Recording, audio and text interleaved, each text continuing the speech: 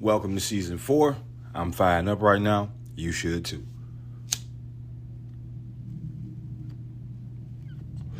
Oh yeah, I rolled the fuck out of this. I'm starting to pearl these fucking wood. It took me a couple months to get here, but now that I'm here. You know what? I think I'm actually... I said I was going... So if you smoke, like leaves... You know, on the back of the fucking wrappers, they had these little QR codes and shit that you can scan and fucking unlock gear. And I see they had a, what was it? It was a Game Leaf jean jacket for 150 points. And each 5-pack of Rellos is 3 points. Each 2-pack is worth 1 pouch point or whatever. And I told myself that once I got to 150 points, I would quit smoking, you know, and it's not that smoking creates a problem for me. It's just something that I've been doing this shit almost 20 years. And I think it's just time in order to achieve my optimum self. I like, it will always be here, but it just needs to, I need to take a break. Like, me and marijuana got kind of relationship like nigga who been married to his wife for like 20 years. Just know what she doing, know what she ain't, like know when she's serious, like know her up and down, like no, yeah, she just running off with her little boy toys, blah blah blah, like, you know, sometimes you gotta take some time off. Help you regain some perspective, get focused on shit, you know. And also discover that you can go without some things that you didn't once think you could. So that's that. To get to the show, we're gonna do a clap back to open here, and I want to clap back against all these fucking new studies popping up all the goddamn time with the lamest fucking supporting details to, like, you know, like this shit's dumb to me. So let's check this out. It's from Sidepost, which is likely some obscure-ass journalist outlet. Says, depression alters social choices. New study reveals connection with anhedonia. Now, for those of you that don't know what anhedonia is a condition where you cannot take interest in anything. Nothing appeases you. Things you used to enjoy, you just don't anymore. Like, you know, that's just kind of how it works. You just kind of spent on everything. So, just a reminder as to how the clapback works. I'm going to read this article in full. If it's too ridiculous, I might just back out and clap back early. Because, you know, some of these articles be fucking coin tosses. And if it's too stupid, I'm just not going to read it. But I'm going to read it in full, and I'm going to respond at the end. So here we go. An experiment in France found that both healthy and depressive individuals tend to avoid sitting next to visibly angry people, preferring instead to sit beside those who appear happy. However, individuals with depression were less inclined than their healthy counterparts to choose seats next to cheerful people. This inclination was found to correlate with the intensity of their anhedonia symptoms. This study was published in Behavior Research and Therapy. Now, hang on. I'm not going to respond to that, but I don't think I comprehended what I read very well, so I'm going to read it again. An experiment in France found that both healthy and depressive individuals tend to avoid sitting next to visibly angry people, preferring instead to sit beside those who appear happy. However, individuals with depression were less inclined than their healthy counterparts to choose seats next to cheerful people. This inclination was found to correlate with the intensity of their anhedonia symptoms. This study was published in Behavior Research and Therapy. Okay, all right, we're caught up. Depression, also known as major depressive disorder, is a prevalent and severe mental health condition. It manifests as enduring, overwhelming feelings of sadness, despair, and a diminished interest or pleasure in most activities. Those afflicted by this disorder often grapple with a spectrum of physical and emotional symptoms. These can include alterations in sleep patterns and appetite, fatigue, difficulties in concentration, and even thoughts of self-harm or suicide. Anhedonia, the reduced ability to experience pleasure or interest in activities, is a hallmark symptom of depression. Individuals who exhibit pronounced anhedonia are more prone to suicidal ideation and often respond less positively to treatment. Additionally, they face significant challenges in their social interactions. Scientific research has associated anhedonia with intricate malfunctions in the brain circuits responsible for goal-driven behaviors, action that prompt individuals to seek rewards and shun punishments. Julie Grezes, the lead author of the study, and her team aim to understand the extent to which individuals with depression value engaging with or avoiding others based on their emotional expressions. They also sought to determine the willingness of these individuals to modify their initial reactions when circumstances shift. The researchers hypothesized that in social contexts, individuals with depression will be less inclined than healthy people to engage with cheerful individuals. Moreover, they posited that those with depression would be less apt to avoid individuals displaying anger. The team also anticipated that depressive individuals would be more resistant to altering their initial reactions. The study encompassed 3 distinct participant groups: 24 depressive patients with a history of suicide attempts, 24 depressive patients without such a history, and 24 healthy individuals. The participants had an average age of approximately 36 years. Depressed patients were sourced from both inpatient and outpatient units of the Department of Emergency Psychiatry and Post-Acute Care at Montpellier Academic Hospital in France. The healthy group comprised volunteers who were matched with the depressive cohorts based on age and gender. Participants completed assessments of depression symptom severity, anhedonia, anxiety, impulsiveness, empathy, mentalizing capacity, and childhood trauma. Participants also completed a social free choice task. This task involved viewing images of a waiting area with 2 seated individuals. Beside each individual was an occupied chair. In every image, one person displayed a neutral demeanor while the other exhibited a neutral, angry, or happy expression. The entire activity comprised 120 distinct images, each showcasing different actor combinations, seating arrangements, and facial expressions.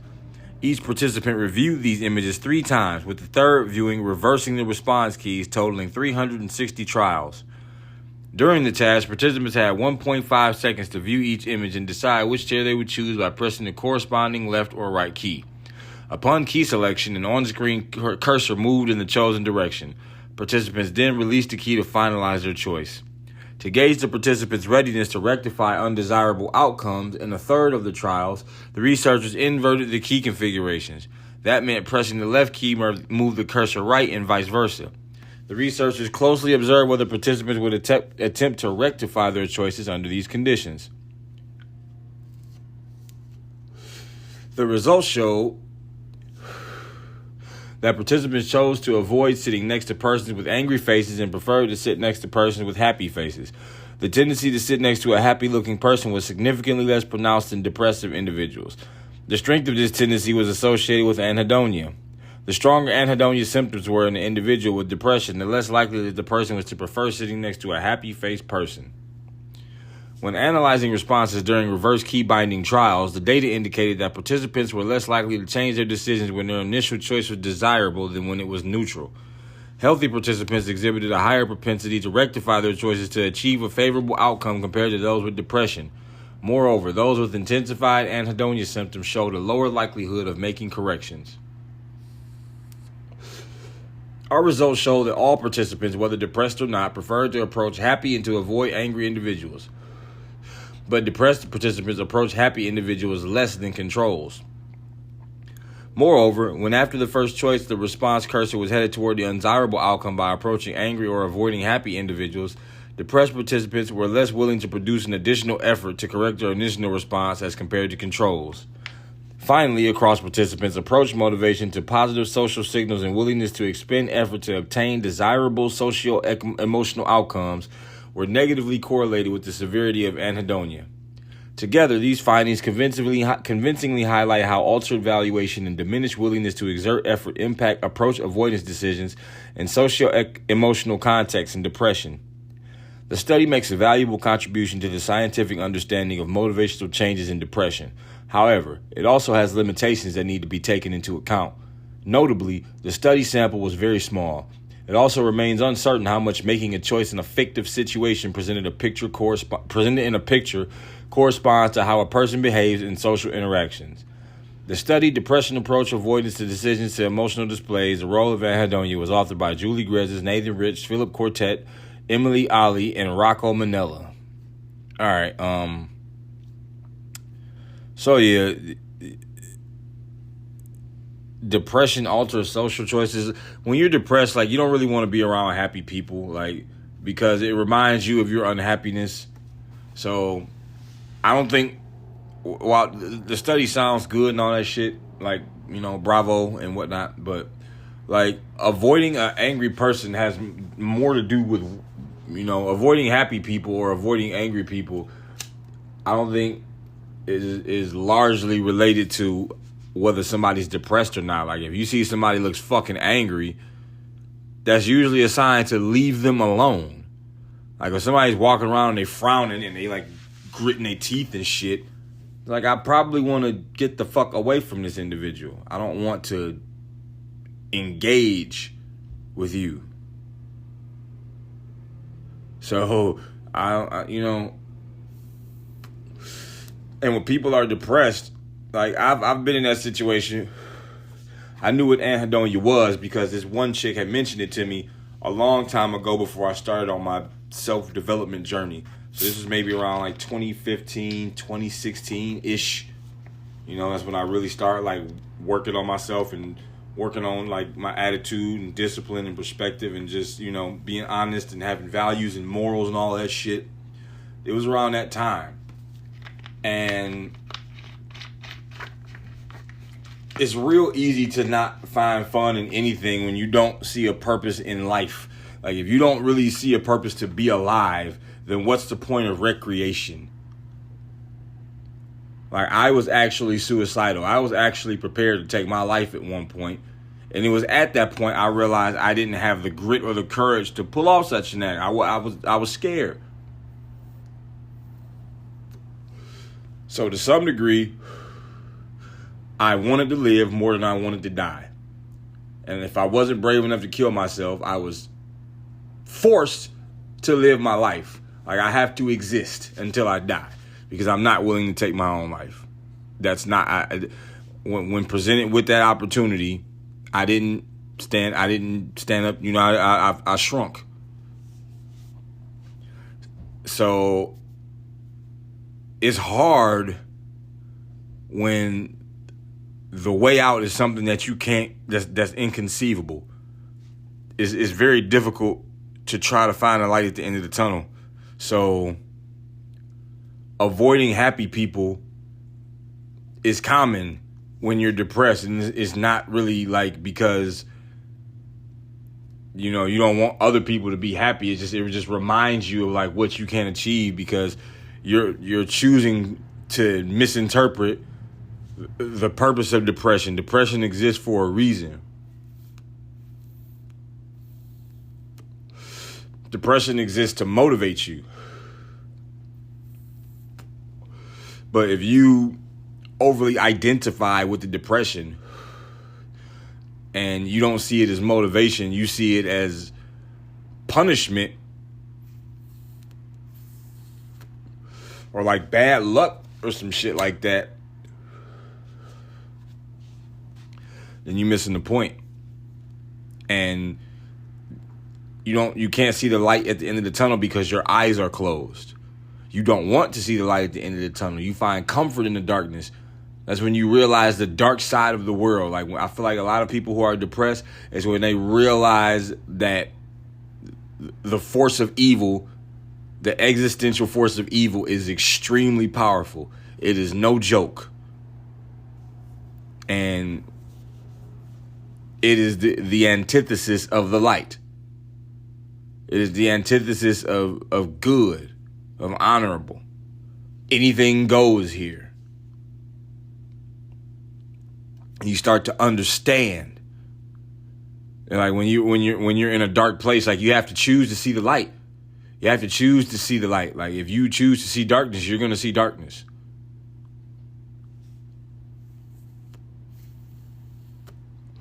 And a lot of times, like that feeling of depression and like the attention you get, like the concern you get, can feel good.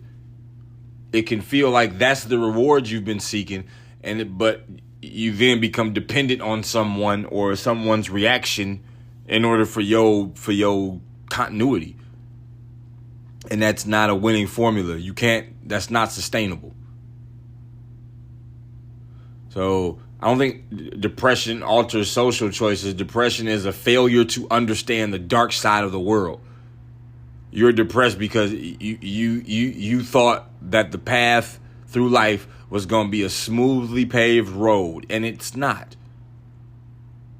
And you experienced an event in your life that made you jump to that conclusion, regardless. Like you know that darkness is in the world, and you've forgotten what the light looks like. Because you should always be able to find your way back to the light. But if you close your eyes, then you can't do that. So I don't think this study is very, like, is kind of like, is like hubris laced. Like are they just bored? Like this in France, like this. And even at the end, that final sentence in the paragraph, like they even acknowledged it, like, which was cool. Say, this study makes it valuable. However, it also has limitations that need to be taken into account. Notably, the study sample was very small. It also remains uncertain how much making a choice in a fictive situation presented in the picture corresponds to how a person behaves in real social interactions. And that's pretty much my clap back. I just have personal experience with anhedonia, especially with using drugs. Like I think I have anhedonia. I'm starting to get anhedonia with drugs. Like I just understand mentally that it's a dead end activity. However, physically, the reward of that shit still wins. Often enough. Not as much as it used to, but often enough to stay in business. So yeah, man, like if with a study with a sample size that small, it's almost negligible. The study's almost negligible. And like I said, a lot of people, especially today, they've medicalized the human condition so much. There's a diagnosis for normal emotions that are an integral part of the human development experience. Like they make that seem like that's a bad thing, that you have to go through this or that you have to be depressed. Like you're misinterpreting this feeling. And if you continue to misinterpret it, the consequences of that shit can be unforgiving and severe. So, with that being said, man, like these kind of articles need to disappear. Like, they say it makes a valuable contribution to the scientific understanding of motivational changes, but the sample was very small. So, we're going to keep boosting these minute, negligible studies and write articles about them, and then sneak that little disclaimer in at the very end. Get the fuck out of here, man.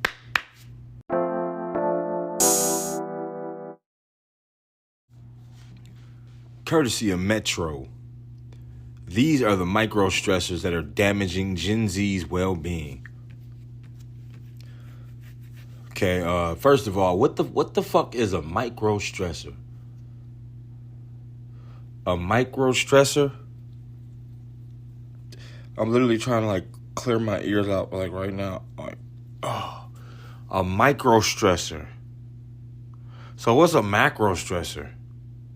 I would be very curious to see if this article touches on that.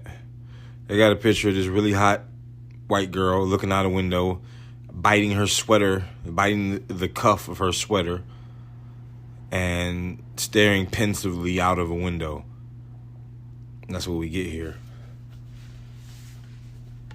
So, let's read this garbage. Roll another blunt. Although they're still relatively young, it seems Generation Z are already struggling with life stress. 8 in 10 Generation Zers feel overwhelmed by a myriad of microstresses and are suffering from burnout already.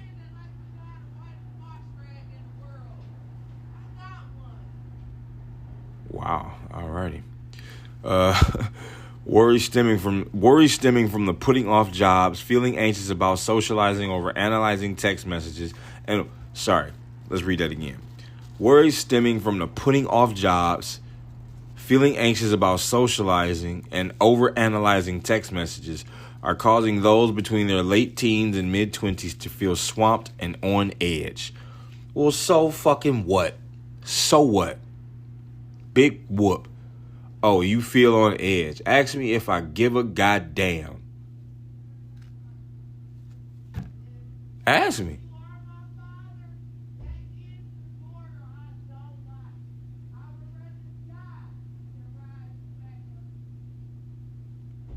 Well, what the fuck? Only in Detroit, ladies and gentlemen. Hang on a second. Let me just see if that shit gonna end. I don't want this ghetto bitch ruining the fucking shit. That sounds like I hear people getting in the vehicle, so maybe that's the end of that. I certainly hope it is. If not, I'm gonna take it out in a very, very violent assault on my penis. I'm gonna live stream it, and you can watch it for the low price of $7,241. Worries stemming from the putting off jobs, feeling anxious about socializing, and overanalyzing text messages are causing those between their late teens and mid-20s to feel swamped and on edge. Okay, if that makes you feel swamped and on edge because you think too hard about a goddamn text message, you're fucked. Sorry. Ain't gonna be no later in life. You're gonna crumble and die. You are going to disappear. Like, if that shit makes you feel swamped, like, what good are you?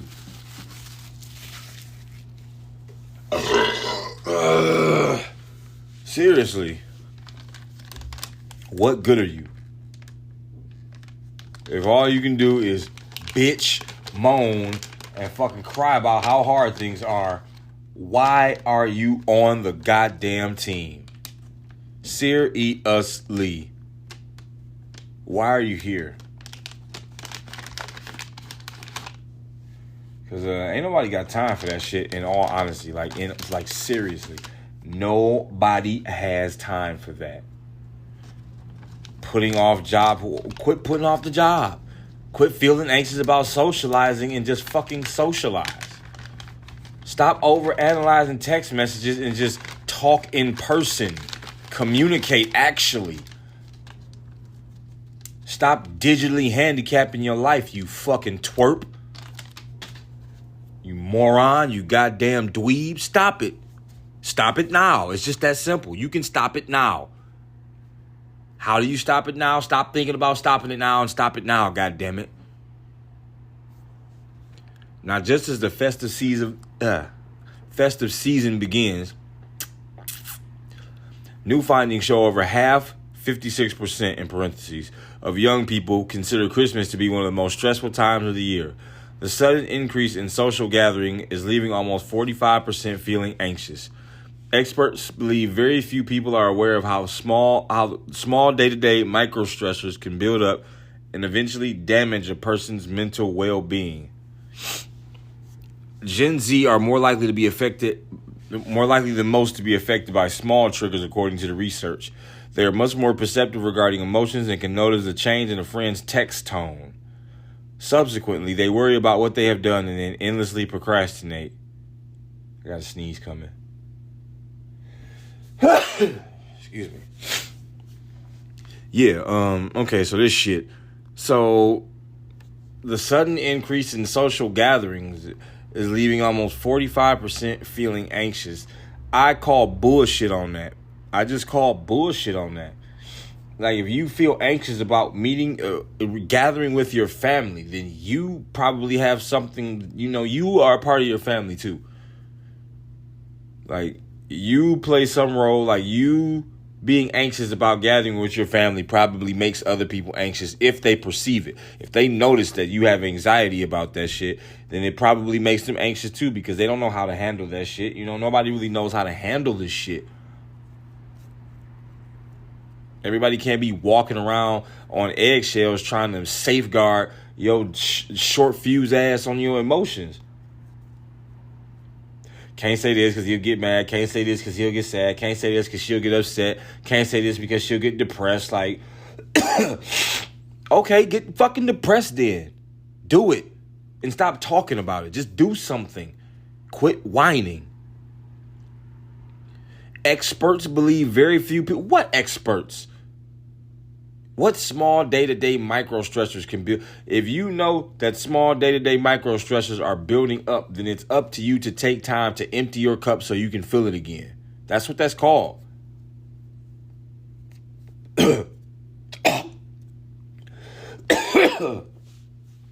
Piece of tobacco got in my throat. But, yeah, like you gotta, if you work like 55, 60 hours a week, you got like 4 hours every day when you get home. You need to plan that shit out to the minute and have some contingency plans in order. Like, you don't have to fucking meditate for 5 goddamn hours just to get through the week. Like, you could do that shit for like 10 minutes. 10 minutes.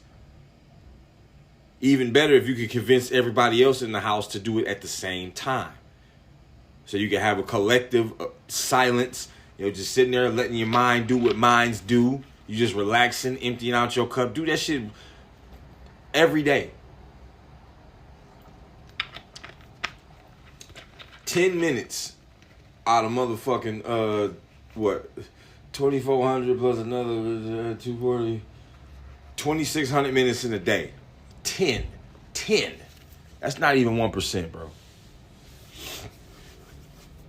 But nah, you rather sit here and complain about how fucking anxious you are and how micro stressors can build up and damage a person's mental well-being. Well, some of that's your fault. Like, it's your fault that you just allow the micro stressors to build up and do nothing about it because you claim you have something else to do. Like, it's up to you to manage that. Gen Z are more likely than most to be affected by small triggers. Who gives a shit? Changing a friend's text tone? Get a life. And they worry about what they have done and endlessly procrastinate. Doesn't fucking matter, homeboy. The bottom line is you ain't getting shit done. Don't nobody give a fuck about your soap opera ass issues. And when I say nobody, I literally mean nobody. You could grab the most empathetic, concerned person in the world, a person who doesn't even anybody. They're cutting that story short. Like, that's on you. That's on you, baby. Sorry, can't help you with that. Results of the new study of 1,500 adults conducted by Extra Gum. What? Oh, okay. Revealed that almost 3/4, 71% of Gen Z experience a microstress on a daily basis. So what about the other 29%? How often do they microstress? Just on a non-daily basis? Like every other day? Twice a week? Like what? 81% reported that an avalanche of these triggers make them feel defeated and burnt out. Yeah, that's life, buddy.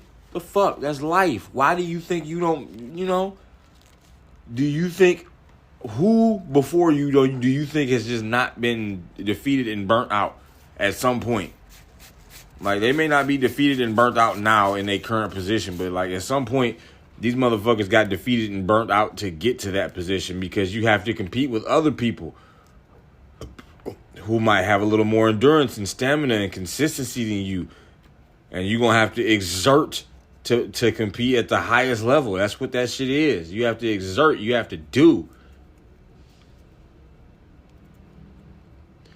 And if you're not willing to do that because you say, oh, it's too much, it's too hard, it's my time. What about my time? Then you're going to get fucking bulldozed by me because I'm going to come after you first. Because you're a whiny little bitch and I don't feel sorry for you. You the fish. You the fish in a pond. Or you the fish that the sharks eat. Like, as soon as we smell blood in the water, like, I'd open my mouth and swim past. Like, you can't do shit about that. I just inhale the water, nigga. Boom. Gotcha. Microstressors manifest differently for everyone. Oh, I'm sure they do. But most common include a feeling of wasting time, berating oneself for procrastination, being late, and anxiety about performance. Yeah, all these things sound like pretty normal things. Like, I think everybody worries about what they do. Like, everybody, to some degree worries, considers, thinks about how they're perceived by others. Now, like, you don't always give a shit, but, like, to some degree, you do consider it, Like, you at least know, like, if I just walk out in public with my dick out, people are going to think I'm mentally insane. People are going to treat me like I'm crazy. Like, I don't care if they think I'm crazy, but you know that's coming. Like, you know that's a conclusion that other people are going to reasonably draw, like, most often. It just is. And to say microstressors manifest differently for everyone, like, that kind of language just makes it seem like, well, anything could be a microstressor. Like, every time I ask you to clean your room, I'll microstress you. Or every time I ask you to do your homework, you microstress. That's a microstressor because of my text tone when I ask you to say that. Like, man, shut the fuck up and do what the fuck I said or I'm going to beat you. If this is the type of shit you're going to start feeding me, yeah, I'm going to jump to that. Like, look, I ain't trying to hear all that shit. I'm not worried about your microstress. Your ass better pick up some crayons. You better start do some push-ups. You better figure it out. Figure it out now. Figure out how you relieve your stress. Because I don't give a shit about a goddamn microstressor, you big pussy. To help ease these stresses, Gen Z knows what to do, but sometimes can't find the energy to do it. What the fuck you mean? Where is it? Where does it go? You had it, what you mean can't find it? Like, you had it and misplaced it? 2/3 of Gen Z wish they meditated more. Yeah, 2/3 of Gen Z need a goddamn genie. Over a third, 39% struggle to find the time. Like, how do you struggle to find the time? You just don't want to do it. Do you struggle to find the time to eat? Do you struggle to find the time to shit? Do you struggle to find the time to commute? Like, hell no, your ass figure it out. You prioritize that shit. So you don't struggle to find the time. You just struggle, period. A third don't know where to start. Also a lame excuse. Start somewhere. Where somewhere? I don't know. But start there. While 1 in 4 don't find meditation accessible. The fuck you mean? You don't have 5 minutes in a day? 5 minutes. 5 minutes. Literally 5 minutes a day you can meditate. It will make a significant difference on your life that you wouldn't even be able to explain. 5 minutes. All these goddamn numbers and statistics. 2/3 is just 60%, 39%, 34%, 25%, 51%, 41%, 41%, 30%. All these goddamn numbers. Like, what the fuck? Where's this data? How are y'all manipulating this? Like, what number did you inflate to get this shit high enough to think you making a convincing case in this article? Like, this shit is wildly just, it's a bombardment of numbers and just pseudo data and just all this old just 35% and 24% and 66%. And then when you talk about like the top Gen Z tactics to declutter their mind or listen to music, chew gum, sleep, carve out me time. Didn't I just say that? Like, they say they struggle to find a time, but they talking about carve out me time. They don't struggle to do that. But they struggle to find the time to, like, they know what to do but can't find the energy to do it. Oh, you can't find the energy to that, but you can carve out some you time or go for a walk. Sleep is also one of the generation's biggest concerns, with 53% found to not be sleeping enough. Yeah, well, whose fucking fault is that? Whose fault is it that, like, do you have more or less hours in a day than anybody else? Like, what the fuck? Just take your ass to bed. I do it, shit. I'm usually in the bed by like 10 o'clock, sometimes earlier than that. Wake up at like 4:30 in the morning while my enemy still sleeping. You know, shit. That's on you. You got to give up some shit. If you on a plane, you can only fly so high before the weight of your plane prevents you from, you going to stall out. You're not going to be able to gain altitude. So you got to throw some of that shit off if you want to go higher. That's just how it works. If you're not willing to throw no shit off, then shut the fuck up talking about why you can't go higher. No one wants to hear the same story that with no solution apply. Like, I understand you having problems, but if you're going to continue to just have the same problems over and over, then don't talk to me about them, because I genuinely don't care. Like, I couldn't not care less. I couldn't care less. Really couldn't. Sorry, I'm trying to roll a masterpiece over here. The series aims to help those who struggle with microstresses to spend a few minutes trying to find calm. But they can't. They can find me time, but they can't find calm. Max24 explained, being so immersed in today's social media scene is beyond challenging. Every word and every move you make really counts, and sometimes I find myself overthinking and my mind running away with me. I'm not really one for a meditation, and if I'm honest, it's tough to find the time to take a breath. But by bringing a little bit of fun and humor to meditation, I found my mind really relaxes into it. So come and join me in using these 5-minute episodes to have a me moment, whilst also having a bit of a laugh. Meanwhile, Lucy Sherlock at Extra said, our research highlights just how much Gen Z experience microstressors in their day-to-day life, but that they don't prioritize time to themselves to ensure these worries don't compound and take a longer-term toll. Our goal with the Pieces of Mind guided meditation series is to be a quick and easy companion. Okay, blah, blah, blah, blah. Give you all these the top 5 and most effective and ineffective ways to help calm your mind. Not sleeping enough, procrastinating, overworking, burying head in the sand, doing too much. And they got like percentages. Like this shit is wild. The fact that this even needs to be discussed, like, talking about all Gen Zers, or they're stressed out, like, they don't know stress. Like, that, like, what the fuck is stress to y'all, man? Sound like stress is just any kind of work. Like, who gives a shit about not wanting to work? Like, it's a much better attitude to have to accept that you have to work. Like, everyone has to work. Even the homeless motherfuckers have to work. Whores, sex workers have to work. Like, unless you just gonna, like, get a sugar person and be one of those dweebs, you know, you're gonna have to work. You're gonna have to be some kind of value, or be some kind of pretty, or be some kind of something that's going to convince somebody to want to, you know, keep you around. Shit, put it straight up. So yeah, this is more just real basic ass nonsense. And it sounded like it was just a plug for the Pieces of Mind guided meditation shit. Like, whatever, man. Spare me the nonsense. Microstressors ain't real. This is just what you just haven't experienced this shit yet. Like, you're going to have to harden up. This microstressor shit is not a topic of conversation.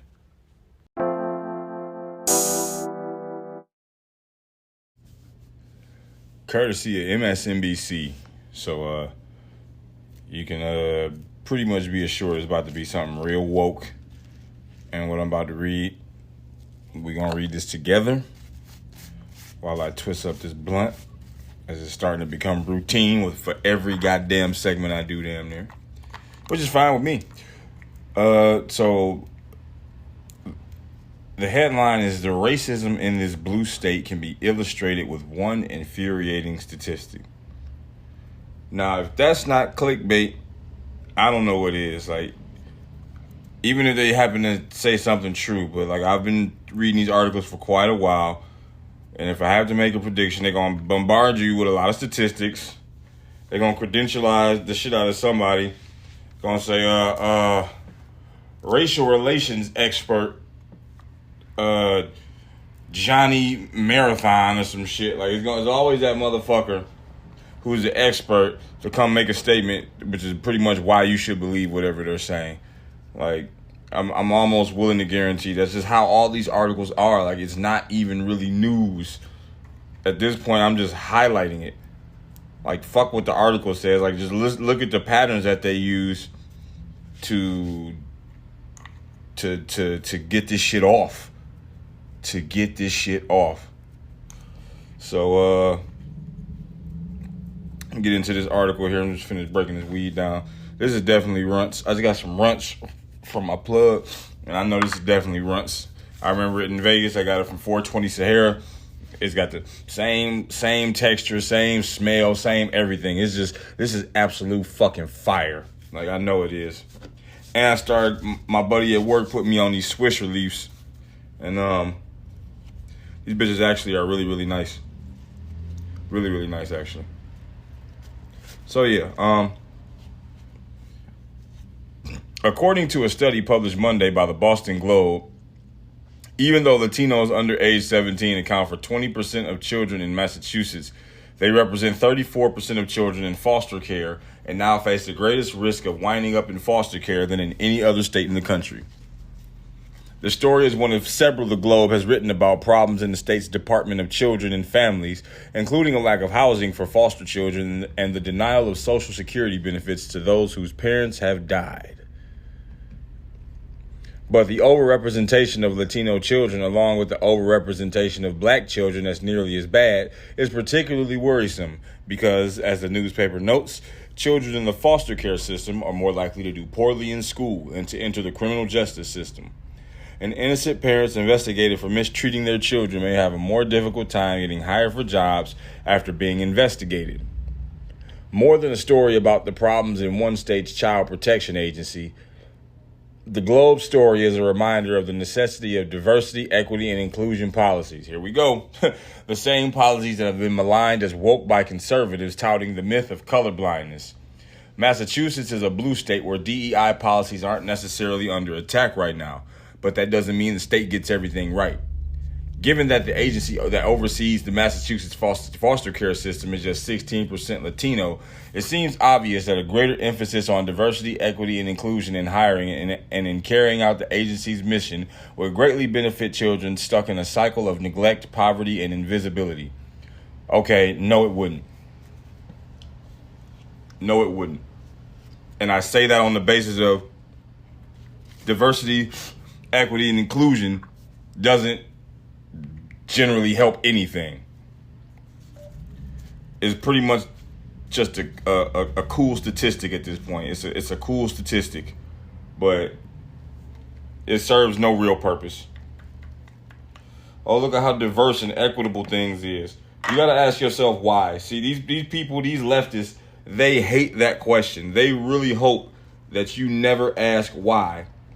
Because when you force them to back up the reasoning, to supply the reasoning for why they're saying what they're saying, you begin to quickly realize that there is none. They're just spewing these narratives, saying this shit, and damning anything closely or remotely resembling right wing. Like these right wingers, right wing is automatically bad. Like, it is the worst time in American history to be a liberal. It is. It's the worst time. It's the worst time to be. It's always been a bad time, but like it's really the worst time to be a Democrat. Like if you say I wouldn't even joke about being a liberal. Like because somebody might believe me, and that's something I can't live with. Somebody might actually take me serious, and then that's when it's no longer a joke. So fuck that. I would not joke about being a liberal. I used to be. I used to have very liberal beliefs. But now I understand that shit's just a pipe dream. That shit's not real. Like that shit, that utopian fantasy, which is the fucking fortress of their ideology. No, it's all hedonism. It's modern day hedonism in a package deal. Designed to make you think that's the way to go, and it's not. Almost done twisting this blunt. It tastes so good. Yeah, one reason there's a disproportionately high number of Latino children in Massachusetts foster care program, the story notes, is that many people are reporting parents or caregivers for possibly neglecting or abusing their children without having a cultural knowledge of Latinos living in the state. There's also the fact that according to what DCF officials told the Globe, some of the people who believe themselves to be seeing signs of neglect or abuse are seeing signs of poverty. The Latino poverty rate in Massachusetts, 19.9%, is twice the state's overall poverty rate. So, it's because they're poor, they're living in the inner city and shit. So that's why they don't have the same chances.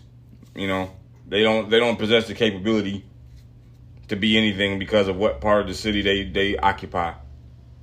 You know, that's how we're going to quantify your value as a person based on what race you are and how disadvantaged you are.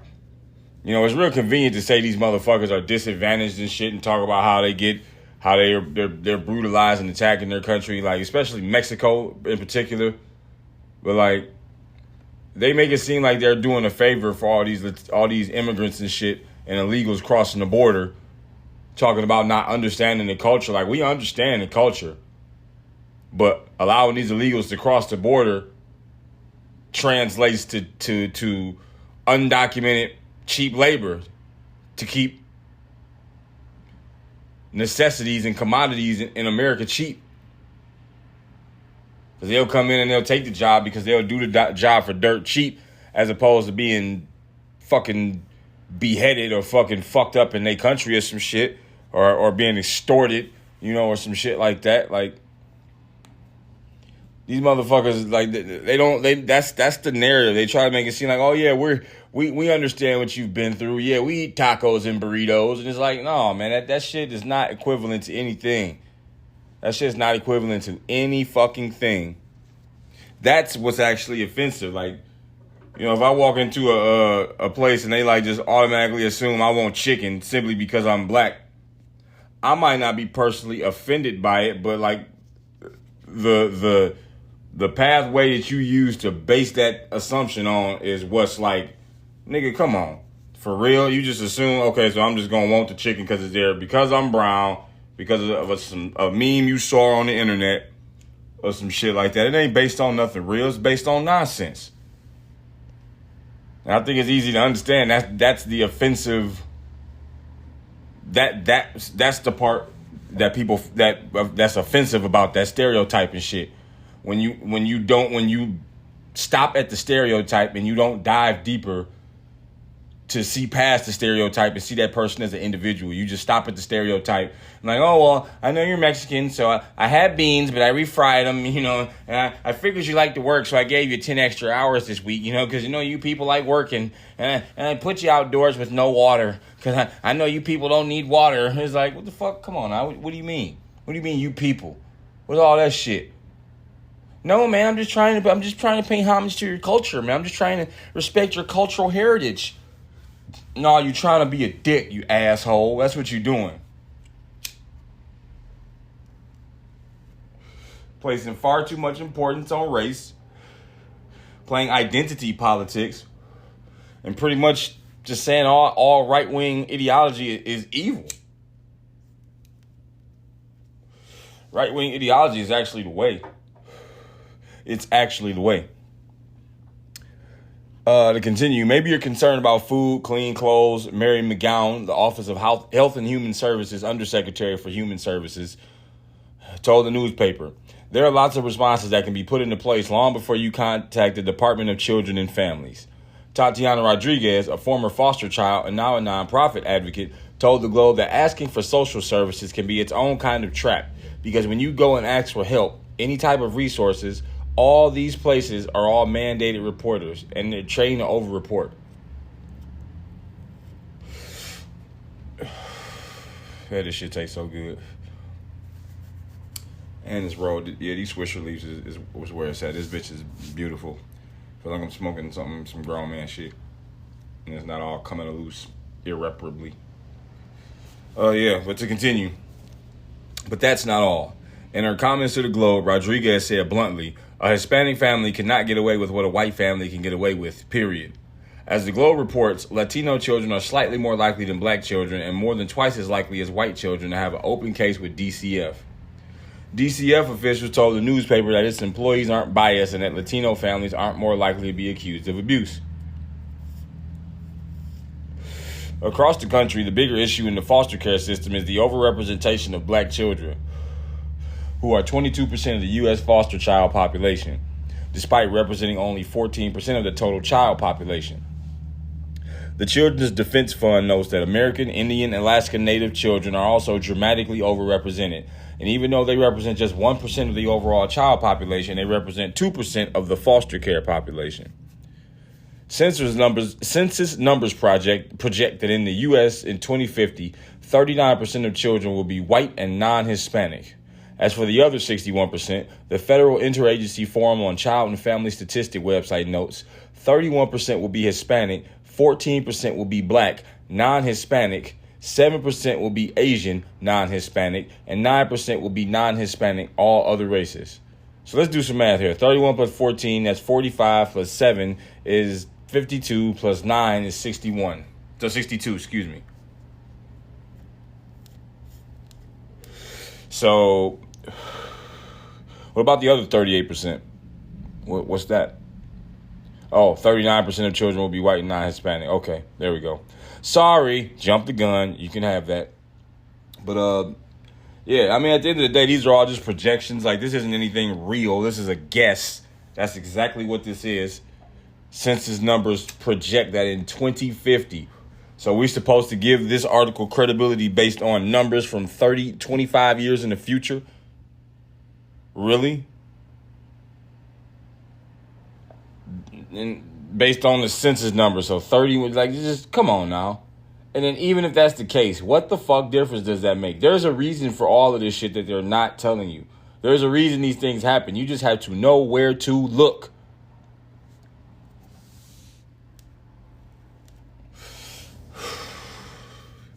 Now is the time to dismantle the racial, linguistic, and cultural barriers that have long set back countless children from becoming contributing members of this country.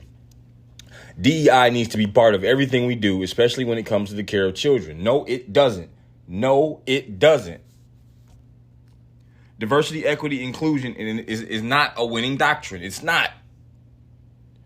People who espouse this shit deliberately fail to realize or allude to how the holes in this, like making things diverse and equitable and inclusive, does not correlate to better, to improved. It doesn't. And they just gonna beat you over the head with this shit over and over and over and over and write articles and hit you with projected statistics from 25 years in the future. Something that nobody could really do accurately. It would be luck. Even if you did rely on those projections. Like, that's, come on now. It's like projecting how many lottery winners is going to be in the next 25 years. Like, you can't project that. And even if you do, you got way more chance of being wrong than you do right, even with all that data. So it's like, you can't hinge the credibility of your fucking article on statistics from 2050, and we are nowhere near that shit yet. We're nowhere near 2050.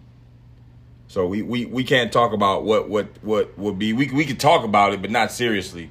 Like, that shit doesn't factor into the discussion any. As the Children's Defense Fund notes, many agencies are beginning to adopt anti-racist approaches to care to combat systemic bias and guarantee that all children receive equitable care and protection. We must begin to see system-wide reforms driven by anti-racist frameworks. That sentiment is echoed by the Children's Bureau, which says Black, brown, and Native children cannot be supported without simultaneously strengthening and caring for Black, brown, and Native families.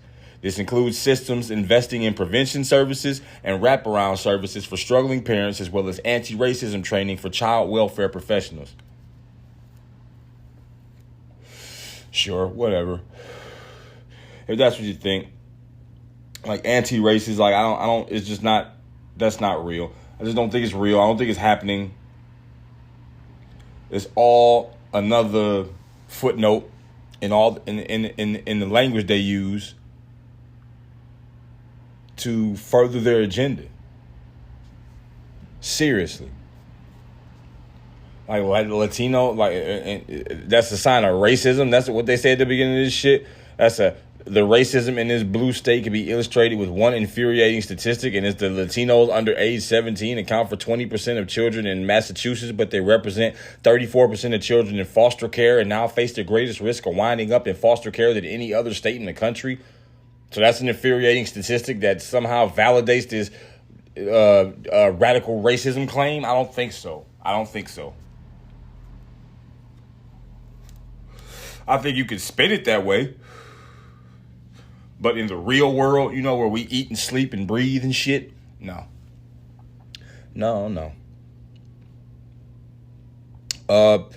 That's the kind of training that prompted a coordinated backlash from conservatives decrying what they brand as wokeness. But consider the Latina mentioned in the Globe story who was repeatedly described as angry by a white social worker assigned the case temporarily, but who had never been described that way by the Latina who had been working with her. It might sound like a small example, but when you are a mother and faced with the prospect of losing your child, it shouldn't feel like a criminal investigation.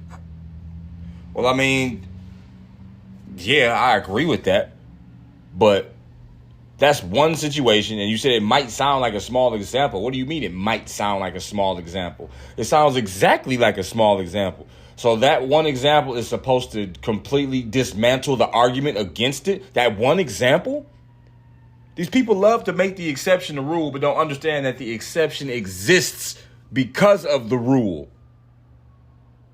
The exception proves the rule. So what the fuck are these people talking about? They always try to tug at your heartstrings. They try to make exceptions into counter arguments. They love to hit you with a shit ton of numbers. And in discussions about DEI initiatives and affirmative action, too much attention has been focused on those who fear losing power and prestige in a more diverse and equal society, and not enough on those who suffer from government policies and aren't equitable and are so often carried out by bureaucracies that aren't diverse. People pushing for DEI aren't doing so just to be cool. They're doing it because the old way of doing things is often so tragic. As another former foster child and nonprofit leader told the Globe, once the system gets a hold of us, it never lets go. Yeah, I mean, okay, well, it doesn't have to be that way, but if that's the way you're going to look at it, then I suppose I really shouldn't try to convince you otherwise, because your mind's made up. That really boils down to perspective, in my opinion. And if you're going to look at it with that morbid-ass outlook, then sure, hell yeah, you're right. Yep, it will never let go of you. But it's not because you can't break free. It's because you don't not want to be held.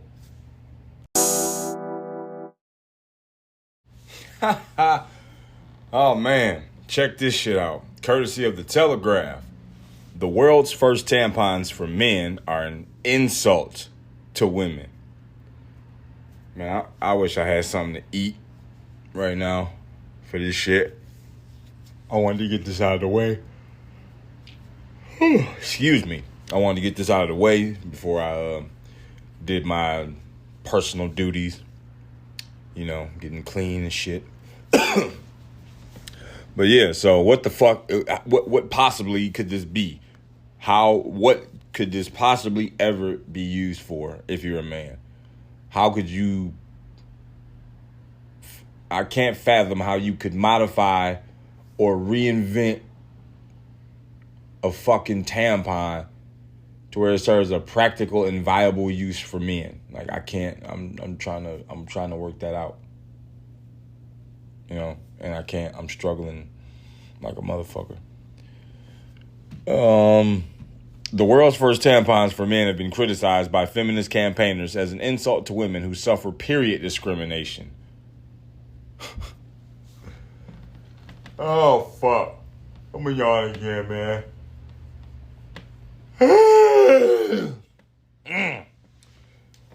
What the fuck am I reading, bro? Period discrimination? Really?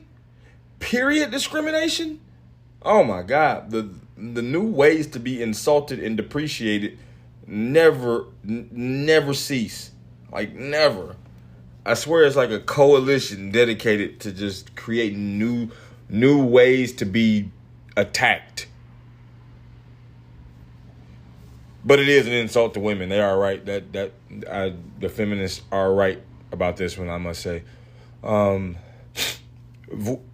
Vakaset, a Finnish company, released a controversial new sanitary product earlier this month to coincide with Transgender Awareness Week and International Men's Day.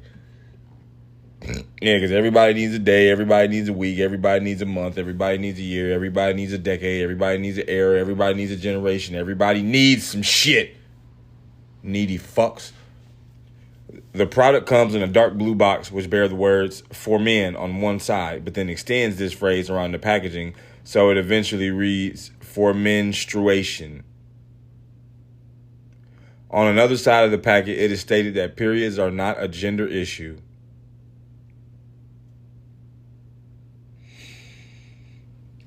Well, I mean, I guess that statement is true.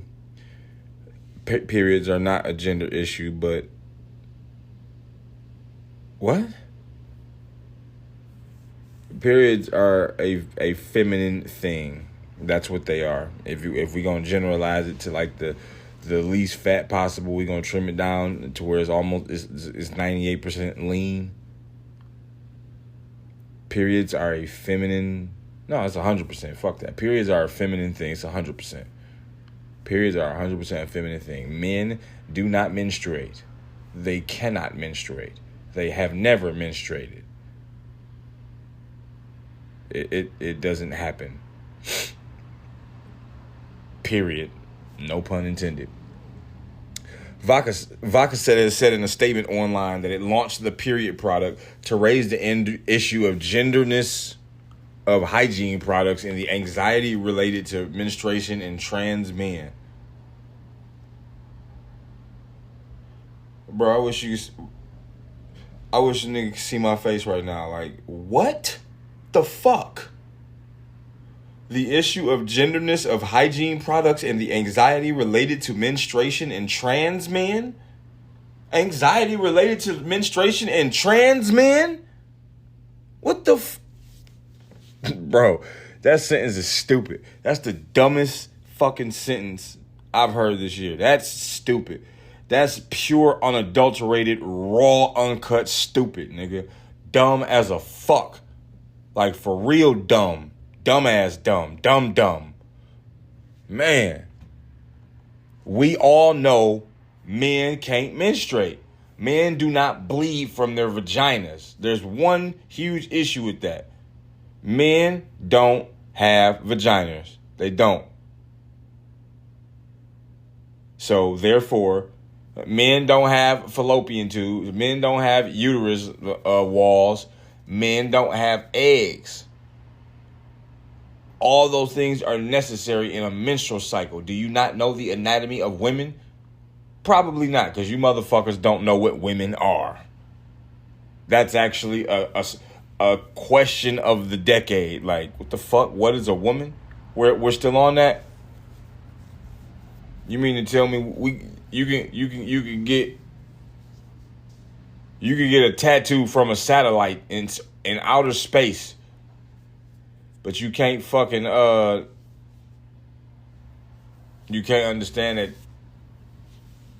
only women have periods? Trans men menstruate while undergoing hormone therapy.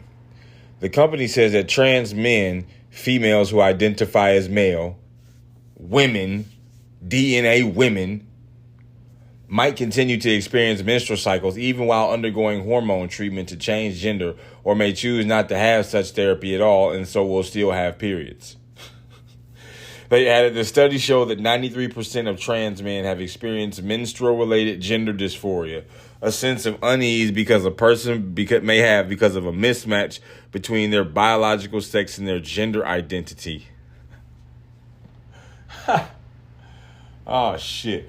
So, 93% of women, they're not... the shit does not play well in reverse. Like, it barely plays well in forward motion.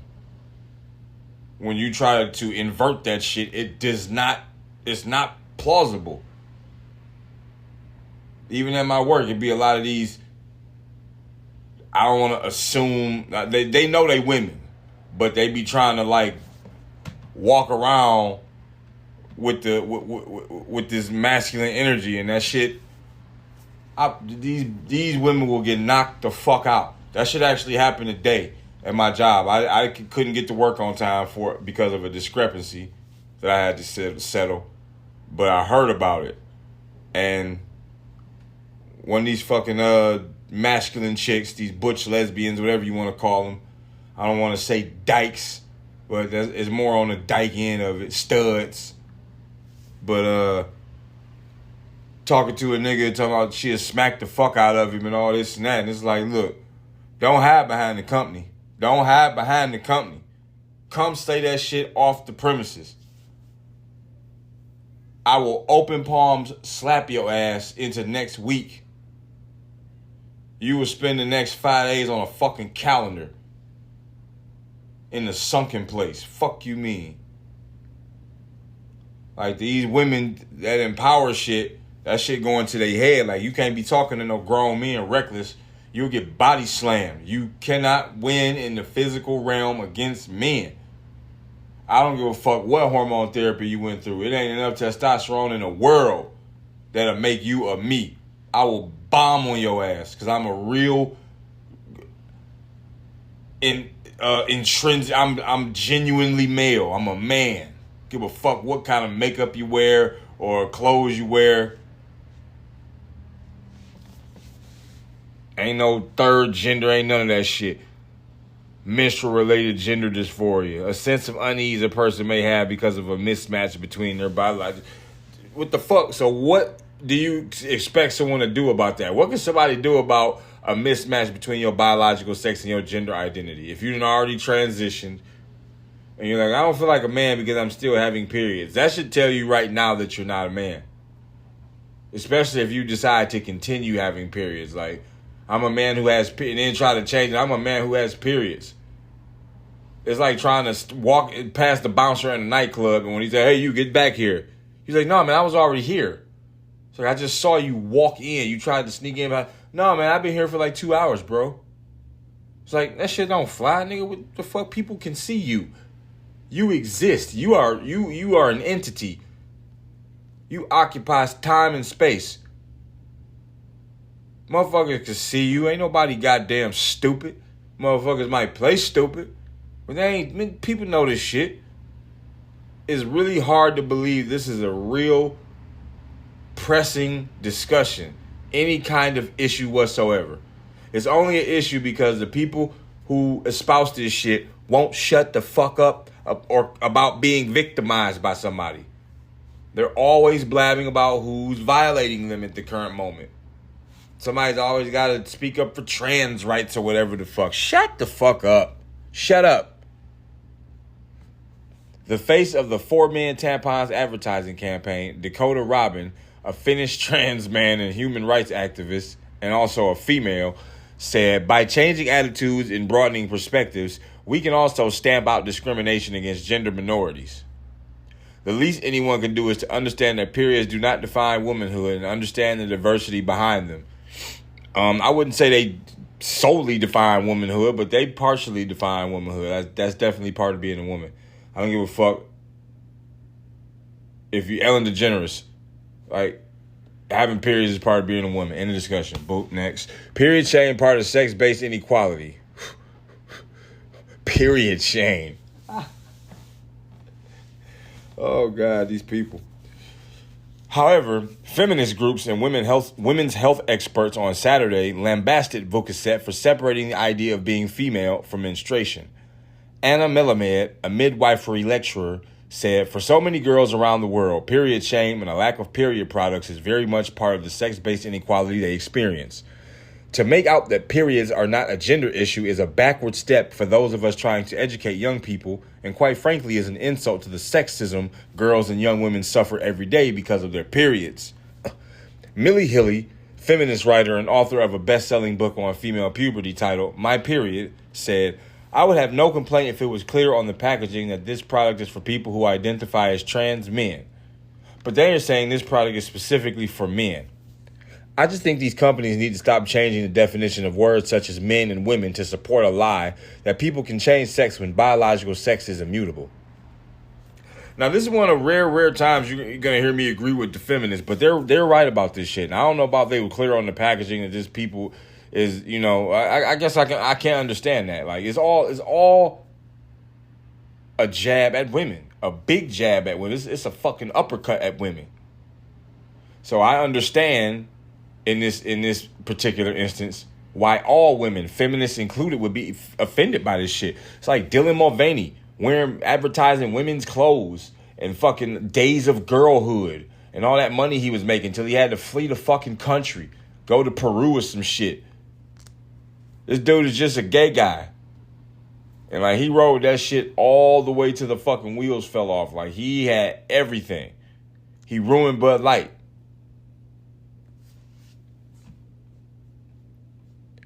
Backlash against trans-inclusive period products.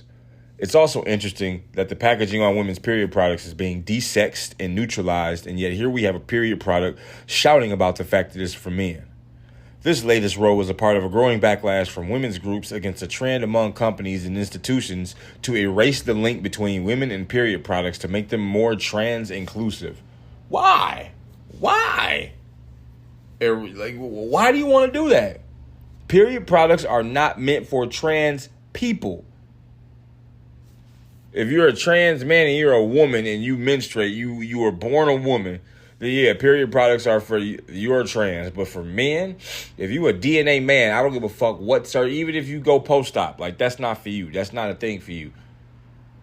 I think I said in a previous episode long ago that motherfuckers were actually putting ketchup packets in their underwear and like slicing them open to replicate the sensation of menstruating. And I think that is the purest and most obvious dead-on sign of mental illness one can conjure. The fuck? That's weird. That's not weird. It's concerning. It's deeply concerning. Like, you have a serious problem if that's the length you got to go to delude yourself. You need to get some goddamn help. How much more of this shit is this? I don't know. Okay. Not that much. A spokeswoman for women's rights group Women's Place UK said, "Menstruation is not a sign of femininity, but a biological fact of the female life cycle. Only women menstruate. This fact will not be changed by there being a small market of those who prefer products with 4 men on the box." Earlier this year, Therese Coffey, the former Environment Secretary, ordered an investigation into tampons and sanitary pads being supplied in men's toilets at the Department for the Environment, Food, and Rural Affairs. No. And in 2019, women threatened to boycott the leading period products brand Always when it removed the image of Venus representing the female sex from its packaging. And that's actually the right move. That's when this is one of the rare times when feminism is doing the right thing. If you remove that, it starts with that. You start to remove the image of Venus representing the female sex. Then the next thing you know, it's indistinguishable from the real thing. The imitation is indistinguishable from the genuine article. Majority of people who menstruate are women. Man, what? Sinja Blomqvist, a brand manager for Vukoset, responded to the criticisms of the tampon for men, saying, quote, "We fully acknowledge that the vast majority of individuals who menstruate are women, and this is a significant part of the female experience. However, it is also a reality for some men and non-binary individuals. Recognizing the experiences of all people who menstruate doesn't erase anyone. It simply acknowledges and respects the diversity of human experiences. Our intention is not to take attention away from women's health issues, which are incredibly important. Instead, we aim to broaden the conversation to include all people who experience menstruation. Despite only currently being available in Finland, the tampons are set for wider distribution in early 2024, although it is yet to be confirmed whether they will be sold in the UK. Yeah, these shouldn't sell anywhere. If your intention is not to take attention away from women's health issues, you would not create this product. You would not propagate this fucking product, dumbass liars. Actions speak louder than words in this case. Like, you're not doing that. Instead, you're directly insulting women, and when women get angry and come at you, this is the lame-ass excuse that you have for the terrible, awful, disgusting thing that you're doing. Your whole company needs to be dismantled from the ground up, and nothing like this never needs to exist again. It's a direct insult to women. You know? It's stupid. Like, these, just because you feel masculine, that don't mean, just because you feel angry don't mean you an angry person. Just because you feel happy don't mean you giddy all the time. Like, that shit is like, it is a fluctuation among a many spectrum. A wide range of emotions that you're capable of feeling. It ain't just no snap on, snap off shit like that. And furthering all these narratives is just another way of deluding people into misreading common misconceptions of how one should interpret their emotions. Like, that's what that shit is. And the consequences are already pretty fucking bad, but there really is no upside to this. This Vucasset, whatever the fuck it is, what's it called? Vucasset, I don't give a Vucasset what it's called. Shit, you need to go. Like, you need to pack up all your things, and by the time I get done pissing, you need to be gone. Straight up. That's the show. That's the show. Thanks for listening. Episode 61. Welcome to season 4. Got a new logo, a little new artwork. We gonna get there, man. Hang tight. Till next time, I'll holla.